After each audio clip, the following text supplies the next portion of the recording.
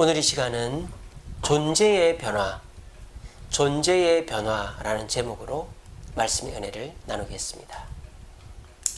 오늘 본문에는 한 가지 비유가 나오죠. 부자가 천국 가는 것은 어렵다. 그래서 이 비유를 들죠. 낙타가 바늘귀로 들어가는 것이 부자가 하나님 나라에 천국에 가는 것보다 쉽다. 그러니까 낙타가 바늘귀에 들어가는 것보다 부자가 천국 가는 게 어렵다 라고 예수님이 말씀하셨어요. 자, 이걸 우리가 어떻게 해석해야 될까요? 그래서 성경 주석을 찾아보니까 세 가지 해석을 하더라고요. 첫 번째는 예수님 당시에 속담이 하나 있었대요. 낙타가 바늘구멍 통과하기 어렵다. 그래서 예수님이 그거를 인용하신 것이다. 이렇게 해석해 놓은 주석이 하나 있었고요. 두 번째, 바클레이라는 사람은 이렇게 얘기합니다. 그 당시 성문에 바늘문이라는 게 있었대요. 그러니까 성문이 여러분 아시다시피 큰 문이잖아요. 마차도 통과할 만한 큰 문인데 이제 쪽문이 하나 있는 거죠. 쪽문이. 근데 그 쪽문은 사람은 서서 들어갈 수 있는데 낙타 같은 경우에는 등에 짐을 내리거나 낙타가 고개를 숙여야만 들어갈 수 있는 조그마한 쪽문이 있다. 그래서 예수님은 그 쪽문으로, 그 문의 이름이 바늘문이거든요. 그러니까 낙타가 바늘 귀에 들어가는 것 자체가 불가능하지는 않다라는 것을 이제 이렇게 설명하기 위해서 바클레이라는 주석학자는 당시 바늘문이라는 문으로 낙타가 통과하는 것을 예로 드신 것이다. 그렇게 설명을 했어요. 또 이제 우리가 존경하는 칼빈은 이 낙타라는 단어가 이 헬라어로 그리스말로 낙타라는 단어가 밧줄이라는 단어랑 비슷하대요. 낙타 밧줄. 그래서 밧줄을 바늘귀에 꿰는 것만큼이나 부자가 천국 가는 게 어렵다. 이렇게 예수님이 표현한 것이다. 근데 이거를 잘못 기록을 해서 밧줄이 아니라 낙타라고 기록을 한 거다. 그렇게 해석을 칼빈이 했어요. 그래서 낙타가 바늘귀에 들어가는 것이 어렵다라는 것은 다 공통된 의견인데 그거를 사람들이 납득하게 하려고 이제 주석학자들이 설명을 하다 보니까 세 가지 설명이 나왔다. 첫째는 그 당시 속담이다. 두 번째, 바늘문이라는 걸 낙타가 통과를 하려면 고개를 숙이고 해야 된다. 통과를 못하는 건 아니다. 세 번째, 이 낙타라는 단어, 그리스 단어가 밧줄이라는 단어와 비슷하기 때문에 밧줄을 이 바늘귀에 깨는 것만큼이나 부자가 천국 가는 게 어렵다. 그렇게 표현한 것이다. 근데 어쨌든 간에 부자가 천국 가는 것이 쉽지 않다는 것은 공통적이죠. 그런데 저는 어떤 해석을 하느냐. 저는 뭐 이게 그 당시 속담 또는 바늘문 또는 밧줄 이렇게 해석 안 하고 그냥 이거는 성경에 기록된 대로 낙타가 바늘문에 들어가는 거라고 저는 봐요. 바늘 귀에 들어가는 거라고 봅니다. 근데 이게 현실적으로 가능해요? 안 가능해요? 안 가능하죠. 그런데 그러니까 제자들이 물어보죠. 그럼 누가 천국 가겠습니까? 그랬더니 사람은 할 수 없지만 하나님은 할 수 있다 그랬잖아요. 그러니까 이게 할 수 있다는 말입니까? 할 수 없다는 말입니까? 할 수 있다는 말이죠. 자, 그러면 예수님이 이 비유를 왜 드셨느냐? 낙타가 바늘귀에 들어가는 것이 어렵지만 하나님이라면 하실 수 있다 이 말이에요. 그런데 사람들도 그 생각을 한다 이 말이에요. 제자들도 그렇고 오늘 이 예수님이 이 비유를 드신 것은 앞에 뭐 어떤 내용이 나온지 아세요? 한 부자 청년이 예수님께 와서 질문을 하죠. 어떻게 해야 천국 갈 수 있습니까? 영생을 얻습니까? 그래서 예수님이 이 설명을 한 거거든요. 그러니까 예수님께서 결론적으로는 부자도 천국 갈 수 있다 이 말이에요. 근데 변화가 되어야 된다 이 말이에요. 근데 사람들은 부자가 천국에 가려면 변화가 되어야 되는데 뭐가 변화가 되어야 되느냐? 이렇게 생각을 합니다. 재밌는 그림입니다. 잘 보세요. 자, 낙타는 그대로인데 뭐가 커졌어요? 바늘이 커졌죠? 사람들이 이렇게 생각한다 이 말이에요. 자, 왜 제가 이런 그림을 여러분들에게 보여드리느냐? 예수님께 질문한 부자 청년이 이렇게 질문했기 때문입니다. 예수님께 질문한 부자 청년이 어떻게 영생 얻습니까? 했더니 예수님이 뭐랍니까? 율법을 지키고 가난한 자를 돕고 뭐 이렇게 해야 된다. 그랬더니 예, 예수님 제가 그거 다 했습니다. 이렇게 했습니다. 근데 예수님이 한 가지 더 요구합니다. 너의 재산을 다 팔아서 나눠주고 나를 따라라. 그랬더니 부자 청년이 그거는 못 받아들이고 간 거예요. 자, 이게 무슨 의미입니까? 나는 그대로다 이 말이에요. 부자 청년이 절대 포기하지 못하는 마지노선이 있어요. 그게 뭡니까? 돈이죠. 율법도 지킬 수 있고 내 돈의 일부를 떼서 남을 도와줄 수도 있어요. 하지만 내 돈을 전부를 포기하라는 거는 부자 청년은 거기는 내가 못 맞추겠다 이 말이에요. 그러면 그거는 예수님께 지금 어떻게 요청하는 거예요? 그 부분만큼은 예수님이 나한테 맞춰달라는 거죠. 그 그림이 뭐예요? 이 그림이잖아요. 나는 그대로 있는데 바늘귀가 커져서 내가 바늘귀를 들어가게 해달라 라고 말하는 거예요. 이런 변화를 뭐라고 한다?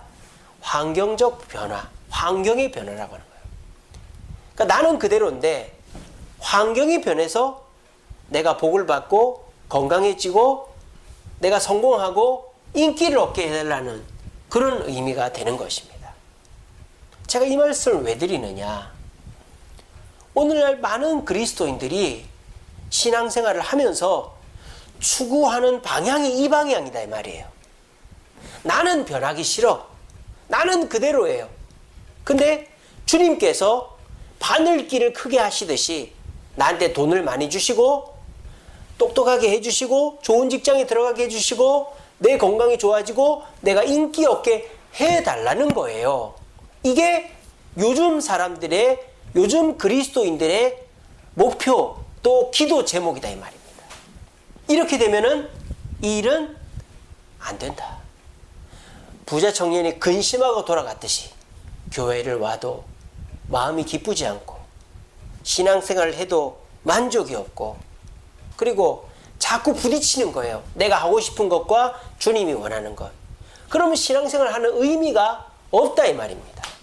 근데도 오늘날 그리스도인들은 고집스럽게 이 그림처럼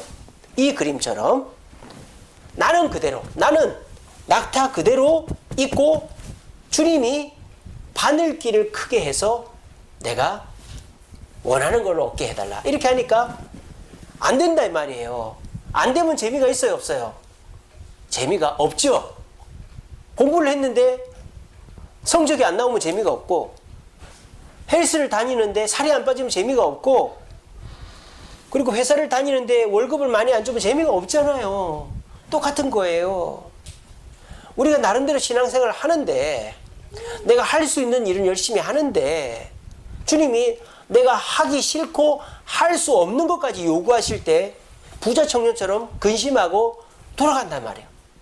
그 부분은 주님이 나한테 좀 맞춰주세요 라고 해버리니까 그렇게 해가지고는 신앙생활이 자유롭지도 않고 재미있지도 않고 하나님의 축복도 못 받는단 말입니다. 자, 그러면 우리 신앙생활이 자유롭고 재미가 있고 축복이 있으려면 어떻게 해야 된다? 오늘 설교 제목이 뭐다?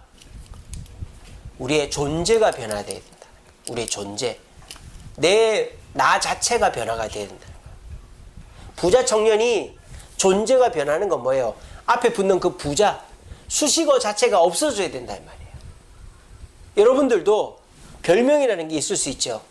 남들이 볼 때 개구쟁이 또는 게으름뱅이 또는 욕심꾸러기 누구 이렇게 할 수 있잖아요.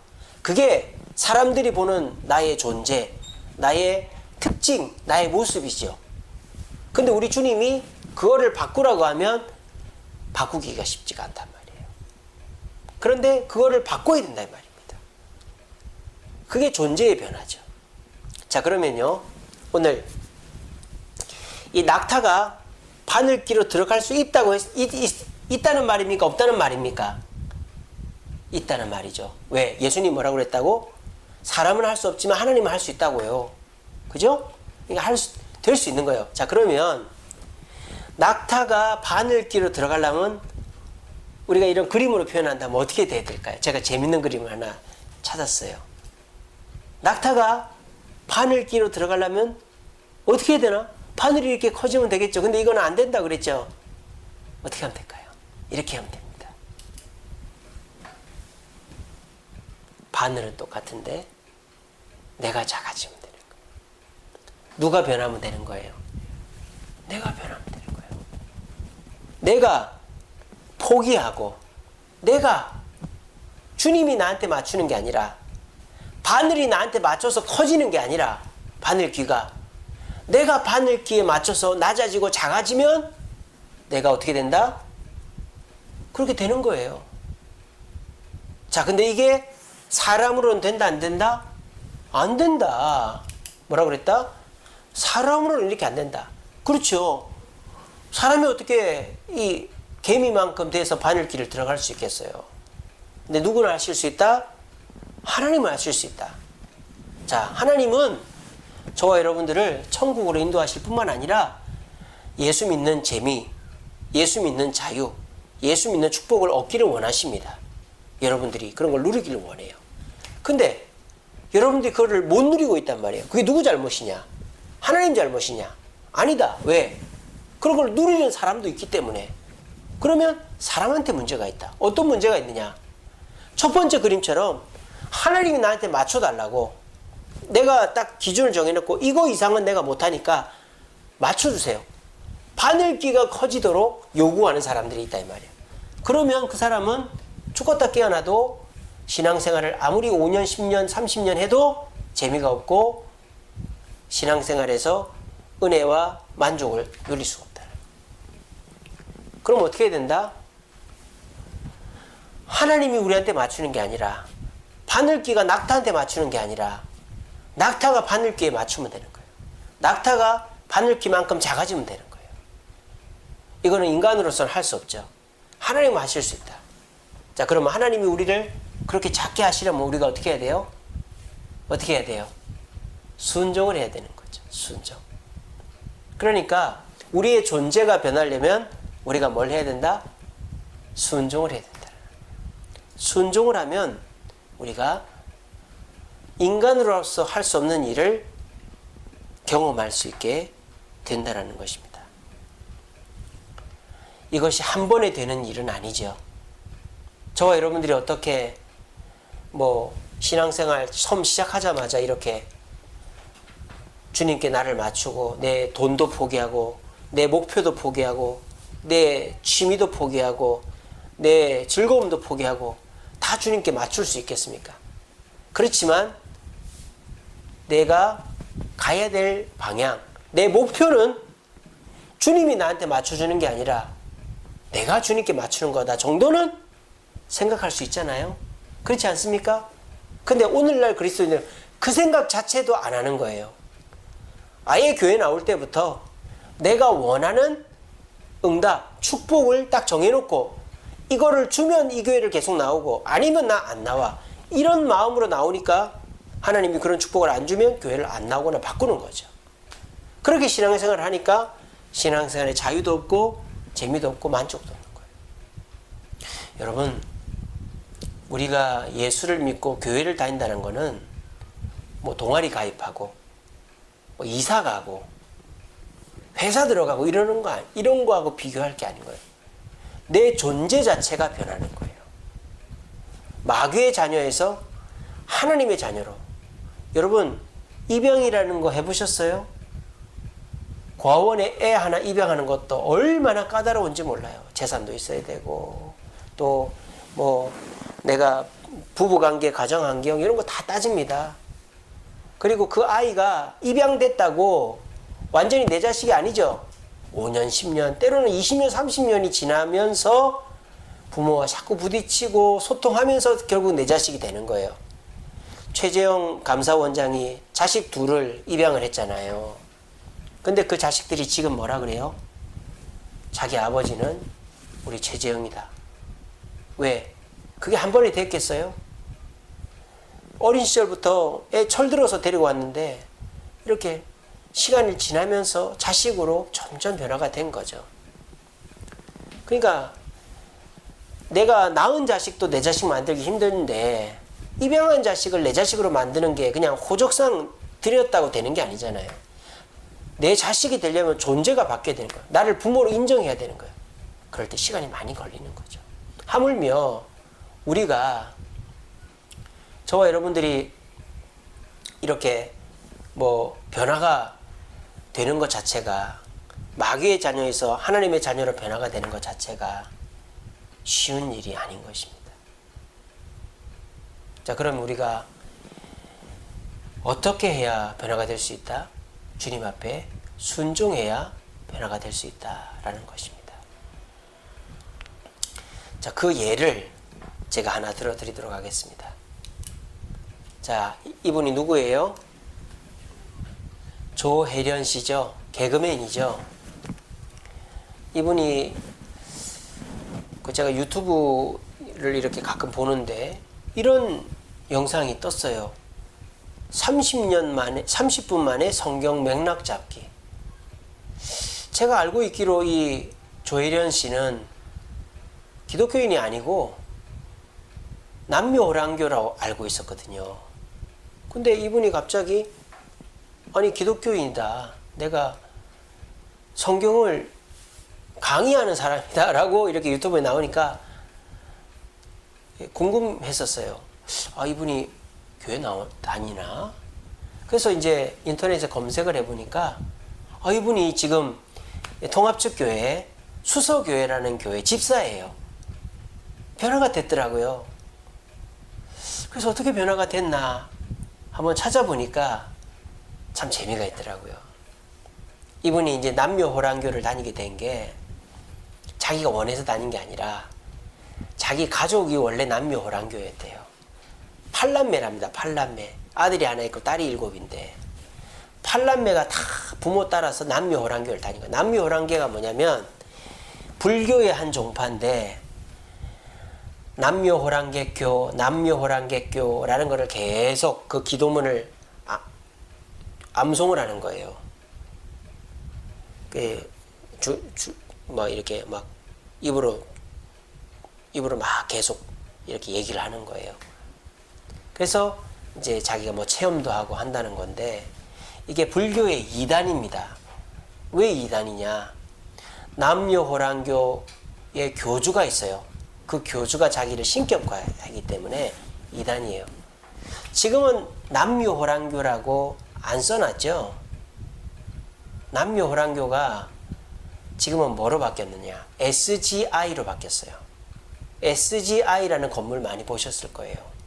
면목동에도 우리 김지순 권사님 모셔다 드리고 오다 보니까 SGI 건물이 있더라고요. 지금은 창가학회라고 부릅니다. 창가. 창자는 노래 창이 아니고 창조할 때 창이에요. 창가학회. 창조를 노래하는 학회다. 그래서 SGI, 창가학회, 남묘호랑교를 다녔었어요. 그런 사람이 어떻게 예수를 믿게 됐느냐? 이분이 이제 여러분들 방송에도 많이 나왔잖아요. 남편이랑 결혼했다가 이제 방송에도 그 남편이랑 많이 나왔는데 이혼을 했어요. 그 남편이랑. 아들도 하나 있죠. 우주라고. 딸도 있어요? 근데 이 조혜련 씨가 이혼을 하고는 중국으로 유학을 갔습니다. 유학을 갔는데 그 중국에서 새 남편을 만난 거예요. 남자를 만난 거예요. 근데 그 남자가 예수 믿는 사람인 거예요.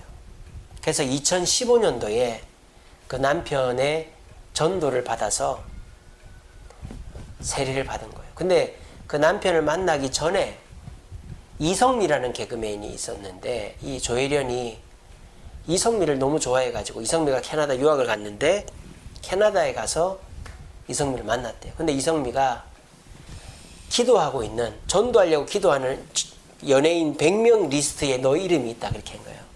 그러니까 이 조혜련 씨가 내 이름은 빼라고 그랬대요. 그렇게 그 정도로 이 조혜련 씨가 교회를 싫어했는데 재혼하면서 예수를 믿게 된 거예요. 근데 세례는 받았지만 존재가 변화된 건 아니에요. 이 조혜련 씨가 교회는 나갔지만 그냥 교회 뭐 마당만 밟는 거죠. 근데 이 조혜련 씨가 지금은 완전히 사람이 바뀌었어요. 마귀의 자녀에서 주님의 자녀로 삶 자체가 바뀌어서 이렇게 성경을 강의하는 사람이 됐어요. 그리고 조혜련 씨 아까 팔남매라 그랬죠. 그 팔남매 중에 2명 빼고 다 전도했습니다. 어머니까지. 어떻게 됐을까요? 이 조혜련 씨가 성경을 읽기 시작했습니다. 4년 만에 14독을 했대요. 14독을. 그래가지고 성경을 읽으면서 은혜를 체험하고 자기를 발견하고 예수님을 만나고 그래 삶이 변화가 된 거예요. 존재가 변화가 된 거죠. 그리고 나니까 이 예수가 이 성경이 너무 좋은 거예요. 그때 어떤 일이 있었느냐. 자기 엄마가 방광염이 생겼답니다. 그게 심해져 가지고 소변줄을 차고 다니게 된 거예요. 근데 이 엄마가 남유호랑객교 완전히 그 골수거든요. 근데 조혜련 씨가 엄마 나랑 성경 읽자. 교회 다니자. 이렇게 된 거예요. 근데 놀라운 일이 벌어졌어요. 이 조혜련 씨 엄마가 성경을 사독을 딱 하면서 소변줄을 뗐대요. 사독을. 놀라운 기적이 일어난 거죠. 의사도 이거 못 고친다고 했는데 사독을 함과 동시에 소변줄을 뗐고 그 엄마가 현재 24독을 했답니다. 여러분 조혜련 씨가 2016년도에 세례받았다니까요. 그러면 지금 기껏 해봐야 6년이잖아요. 그 엄마가 예수 교회 나간 지가 몇 년 안 됐는데 24독을 했다니까요. 그러니까 뭐예요? 성경 때문에 그 엄마도 완전히 바뀐 거예요. 그러니까 이 조혜련 씨는 신앙생활을 대충하는 게 아니에요. 주님이 나한테 맞춰주기를 원하는 사람이 아니었어요. 자기가 성경을 읽다 보니까 자신이 주님께 맞추는 사람이 된 겁니다.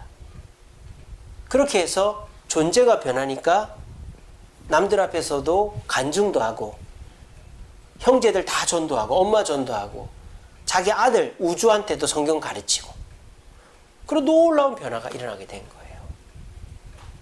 물론 여러분들이 뭐 조혜련 씨 같이 성경을 막 10독 20독 하라는 거 아니고 여러분들이 뭐 이렇게 성경 강의를 하라는 거가 아닙니다. 제가 지금 말씀드리기를 원하는 거는 우리가 저렇게 가야 된다는 거예요. 목표가 저렇게 된다는 거예요.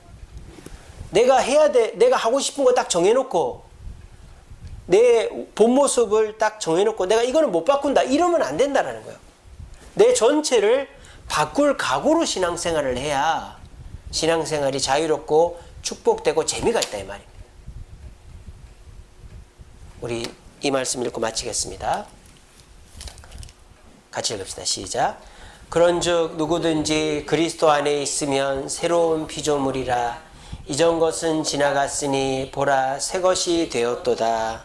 여러분 여기서 새롭다라는 단어 헬라어로 제가 2가지가 있다 그랬죠. 네오스와 카이노스. 네오스는 없던 것이 생기는 거예요. 없던 도로가 생기고 없던 건물이 생기고. 근데 여기서 말하는 새롭다는 건 네오스가 아니고 카이노스. 있던 것이 이제 다시 새로워지는 거죠. 그러니까 쓰레기를 주워다가 작품으로 만들고 나무를 가져다가 조각해서 작품을 만들 이런 거예요. 자, 우리는 겉으로 볼 땐 똑같습니다. 교회를 다녀도 저 사람이 진짜 예수를 잘 믿는지 저 사람이 진짜 변화가 됐는지 겉으로 표시가 안 나요. 근데 우리가 진짜 변화되고 진짜 예수쟁이가 되는 거는 내 속의 주인을 바꾸는 것이다. 그래서 내가 한계를 정해놓지 않고 내 속의 주인이 바뀌는 그것이 내 존재가 바뀌는 것이다. 그렇게 되는 것은 나는 못한다. 여러분 내 의지로 담배 끊고 술 끊고 내가 하고 싶은 거 목표 다 내려놓을 수가 없죠. 맨정신이 되는 게 아니에요. 내가 할 수 없지만 어떻게 하면 된다? 내가 내 속의 주인을 바꾸면 하나님이 하시면 된다. 나는 뭐 하면 된다? 순종하면 된다. 내가 이 정도까지만 신앙생활 하겠다.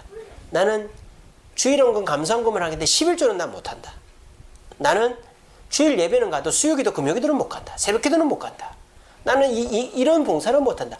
그러면 우리 신앙생활이 재미도 없고 죄로부터 마귀로부터 자유도 못하고 주님의 큰 축복을 못 받는 거예요. 우리가 어떻게 해야 된다?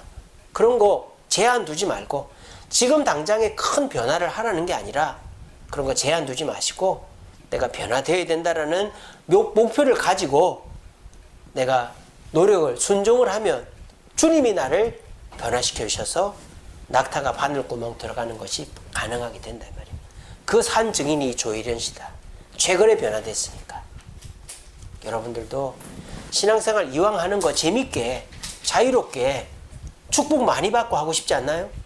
조일현 씨가 요즘 어디 나오냐면 그 SBS 여자 축구하는 데 나오더라고요. 근데 사람이 완전히 바뀌었어요. 얼마나 재밌고 얼마나 유쾌하고 얼마나 표정이 막 생기가 있는지. 그것이 왜 그런가? 속 주인이 바뀌었기. 남녀호랑교가 아니라 주님이 주인이 됐기 때문에. 어떻게? 성경을 읽었어. 자기가 자기를 바꾼 게 아니라 주님이 주인 되니까, 성경이 말씀을 읽으니까 주님이 주인이 돼서 자기가 존재 자체가 바뀐 거예요. 여러분, 신앙생활은 동아리 가입하고 회사 들어가고 뭐 물건 사고 이러는 거 아니에요.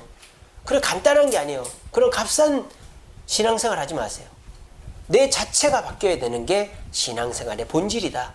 하지만 그게 쉽게 되는 건 아니죠. 제가 쉽게 된다고 말하지 않습니다.